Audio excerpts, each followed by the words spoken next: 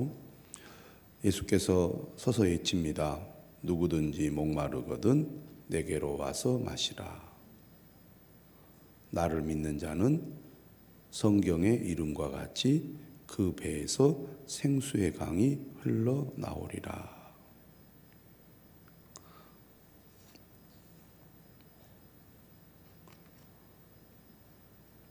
누구든지 목마르거든 내게로 와서 마시라.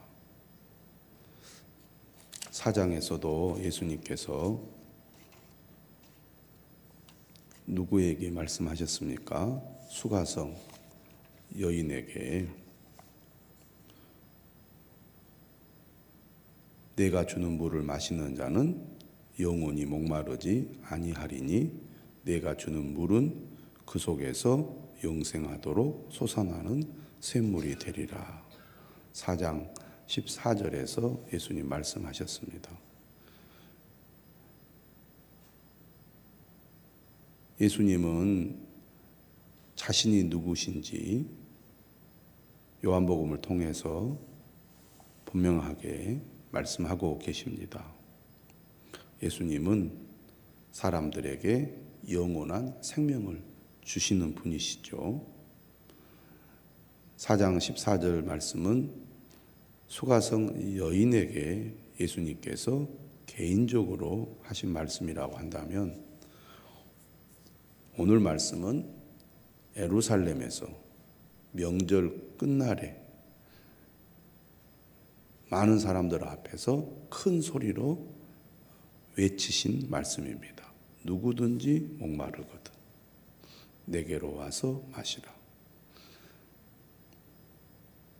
예수 그리스도를 믿는 자는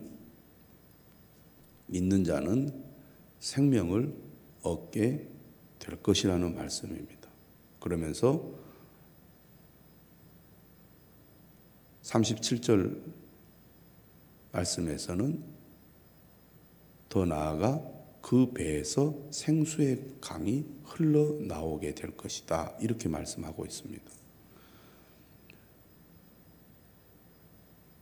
이 말씀에 대해서 39절은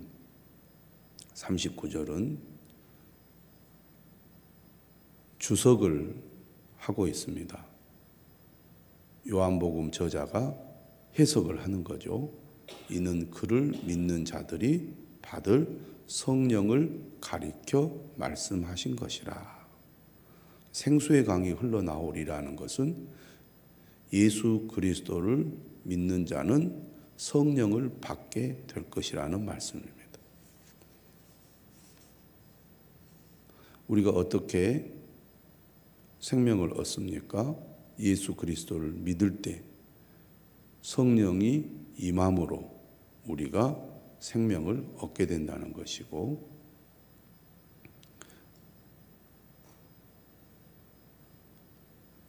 예수 그리스도의 말씀을 듣고 그를 믿을 때 성령께서 우리로 하여금 예수 그리스도의 말씀을 깨달아 믿게 한다는 말씀입니다.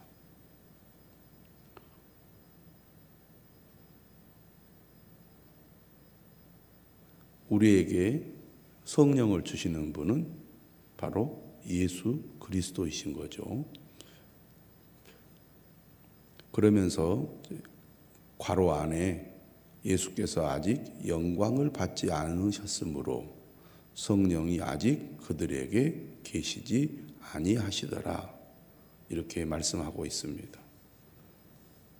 성령이 임하여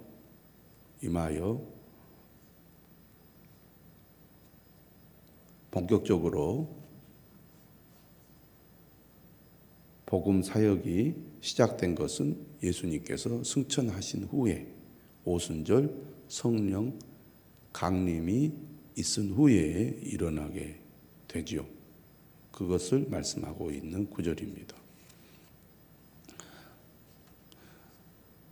이 말씀을 들은 무리 중에서 어떤 사람은 이렇게 말합니다. 이 사람이 참으로 그 선지자라. 그 선지자라는 말은 바로 구약에서 예언하고 약속한 선지자라는 말입니다. 또 어떤 사람은 그리스도라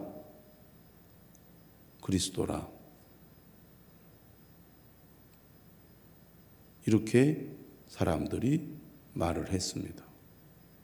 이처럼 예수님께서 하신 말씀을 듣고 예수님께서 구약 성경이 예언한 하나님의 선지자 또는 메시아라고 생각하는 사람도 있지만, 오늘 본문에 보면 어떤 이들은 어떻게 그리스도가 갈릴리에서 나오겠느냐고 부정하는 사람도 있었습니다. 그러니까 예수님은 갈릴리 출신으로서 갈릴리에서 온 사람이 메시아일 수 없다라고 주장하는 사람들이 있다는 얘기입니다. 근데 이것은 그냥 하는 말이 아니라 구약 성경을 잘 알고 있는 사람이 성경에 근거해서 이런 주장을 하는 겁니다. 42절에 얘기하죠. 성경에 이르기를 그리스도는 다윗의 씨로 또 다윗이 살던 마을 베들레헴에서 나오리라 하지 아니하였느냐. 그러기 때문에 갈릴리 출신인 예수님은 결코 그리스도일 수가 없다. 이렇게 주장을 한 겁니다. 예수님께서 하신 말씀을 듣고 예루살렘에서 많은 사람들이 이렇게 반응이 서로 다르게 나타나면서 쟁론이 벌어진 것입니다.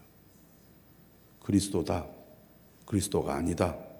이렇게 이제 논쟁을 벌이게 됐다는 얘기입니다.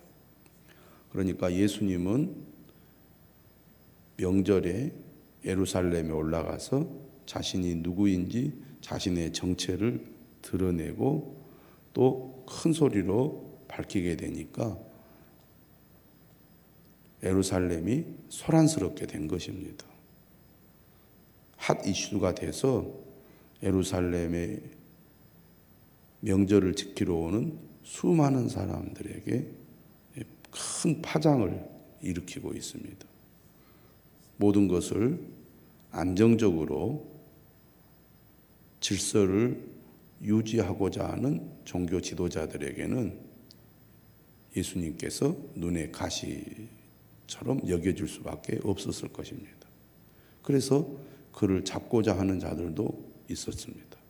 하지만 손을 대는 자가 없었죠. 왜냐하면 우리가 앞에서 나왔듯이 아직 때가 이르지 않았기 때문입니다. 30절에서도 말씀하잖아요. 그들이 예수를 잡고자 하나 손을 대는 자가 없으니 이는 그의 때가 아직 이르지 아니하였음이로라. 예수님은 하나님께서 보내신 분이죠. 하나님에게서 나신 분입니다. 그는 하나님의 뜻에 따라 모든 일을 하고 계신 분입니다. 이 말은 하나님께서 그를 보호하시고 인도하신다는 의미도 있습니다. 예수님은 하나님의 때에 맞게 활동하고 또 움직이기 때문에 아직 예수님께서 십자가에 못 박혀 죽으실 때가 이르지 아니했기 때문에 예수님을 잡을 수도 없었다는 것입니다. 오늘 본문에도 다시 그 말씀이 나오고 있습니다. 철저히 하나님의 때에 따라 일하시는 분이라는 것이죠. 45절입니다. 아랫사람들이 대제사장들과 바리새인들에게로 오니, 이 사람들은 예수님을 잡으려고 행동했던 사람들입니다. 대제사장들과 바리새인들의 지시를 받아 예수님을 미행하고 예수님을 붙잡을 기회를 잡았던 사람들이죠. 그런데 그들이 그냥 왔기 때문에 묻습니다. 어찌하여 잡아오지 아니하였느냐? 그러자 아랫사람들이 대답합니다. 그 사람이 말하는 것처럼 말하는 사람은 이때까지 없었나이다. 예수님께서 하신 말씀을 듣고 그들 역시 예수님의 말씀에 감동이 되었다는 거죠. 예수님 하신 말씀이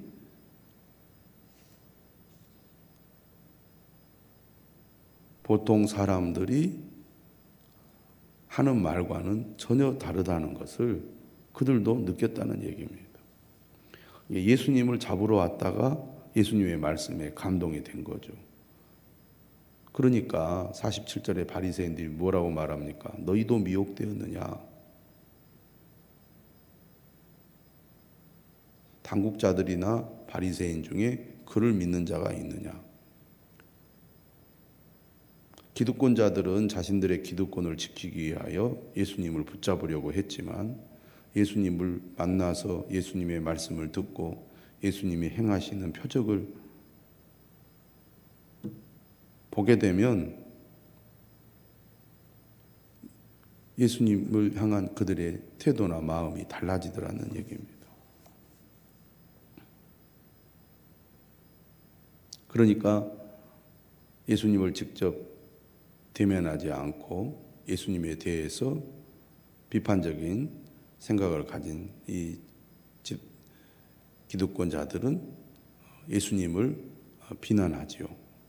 49절에도 말합니다. 율법을 알지 못하는 이 무리는 저주를 받은 자로다. 그러자 니고데모가 여기서 등장을 합니다. 니고데모가 누구입니까? 3장에서 밤에 예수님을 찾아왔던 유대인의 지도자죠. 바리새인이고 공회의 의원입니다. 그런데 이 이 니고데모가 당국자들이나 바리새인들에게 이렇게 말합니다. 우리 율법은 사람의 말을 듣고 그 행한 것을 알기 전에 심판하느냐? 맞는 얘기를 했죠. 하나님의 말씀은 공의로운데 어떻게 들어보지도 않고 또 그 사람이 행한 것을 제대로 알아보지도 않고 판단할 수 있느냐? 선입견이나 편견을 가지고 우리에게 왠지 위협이 된다고 그렇게 잘못되었다고 저주를 받은 자라고 함부로 얘기할 수 있느냐? 이렇게 따집니다. 여기서 보면 이미 니고데모가 예수님을 만난 이후에 상당한 변화를 가지고 왔다는 것을 보여주고 있습니다. 그러자 52절에 이 당국자들과 바리새인들이 뭐라고 얘기를 하냐면 너도 갈릴리에서 왔느냐? 찾아보라. 갈릴리에서는 선지자가 나지 못하느니라. 얼마나 많은 편견을 가지고 있는지를 잘 보여줍니다. 갈릴리 출신은 안 된다는 얘기입니다. 그래서 예수님을 두둔하는 말을 하는 것처럼 보이는 니고데모를 향하여서 너도 갈릴리 출신이냐? 이렇게 따지듯이 묻고 있습니다. 오늘 본문의 전체적인 배경을 보면 예수님을 직접 대면하지 않는 종교 지도자들의 기본적인 사고방식은 뭐냐면 편견입니다. 어떻게 갈릴리 출신에서 대단한 사람, 그것도 하나님이 약속하신 선지자나 그리스도가 나올 수 있느냐? 이건 있을 수 없다. 불가능하다 이렇게 주장하는 거죠. 오늘날에도 성경 말씀을 잘 모르고 예수 그리스도가 어떤 분인지 잘 모르는 사람은 편견을 가지고 교회를 바라보고 또 기독교를 바라봅니다. 그래서 부정적인 시각, 분위기나 또 여러 가지 주변에 평판들이 있잖아요. 지나가면서 주변의 사람들이 또 가까이 있는 지인들이나 가족들이나 또 친척들을 보고 기독교, 교회, 예수님, 하나님 하면 부정적인 생각을 가지고 바라보는 사람들이 주변에는 많이 있습니다. 그런데 오늘 본문에도 보면 이랬던 사람들도 예수님을 직접 만나서 그의 말씀을 듣고 그가 하시는 일을 보게 되면 뭔가 변화가 일어납니다. 그래서 아랫사람들, 대제사장들과 바리새인들이 보내는 아랫사람들도 예수님을 잡으러 갔다가 예수님을 만나서 그의 말씀을 듣고 나서는 태도가 달라지기 시작하죠. 영적인 문제에 대한 고민을 가지고 밤에 예수님을 찾아갔던 니고데모도 예수님을 만나고 난 이후에 변화가 일어났습니다. 나중에 우리가 예수님이 십자가에 못 박혀 죽으셨을 때 무덤에 안치할 때도 니고데모가 또 등장을 하잖아요. 예수님을 만나면 변화가 일어난다는 겁니다. 예수님께 가까이 나아가면 변화가 일어날 수 있다는 얘기죠. 왜냐하면 성령께서 역사하기 때문이죠. 오늘 우리도 마찬가지입니다. 우리가 진정으로 변화되고 구원을 받으려면 예수님을 만나야 됩니다. 예수님 앞으로 나아가야 합니다. 그래서 오늘 예수님께서도 37절에 누구든지 목마르거든 내게로 와서 마시라고 말씀하고 있습니다. 인간은 늘 목마름 가운데 있죠. 목마름을 해소하지 못하고 살아갑니다. 예수님께 와야 목마름을 해결받을 수 있습니다. 예수님을 믿는 자는 그 배에서 생수의 강이 흘러나오게 될 것입니다. 예수 그리스도의 말씀을 듣고 그를 믿을 때 성령이 그에게 임하고 성령을 통하여 생명을 얻게 되고 우리의 삶에 근본적인 변화가 일어나게 될 것입니다. 누구든지 목마르거든 내게로 와시라. 내게로 와서 마시라. 이 예수님의 말씀을 들어야 합니다. 오늘 우리도 이 믿음으로 오늘 이 자리에 있습니다. 아직도 주님을 모르는 사람들에게 우리는 이 말씀을 전해야 되겠습니다. 누구든지 목마르거든 예수께로 와서 마시라. 이 사명을 감당하는 저와 여러분들이 되시기를 주님의 이름으로 축원합니다.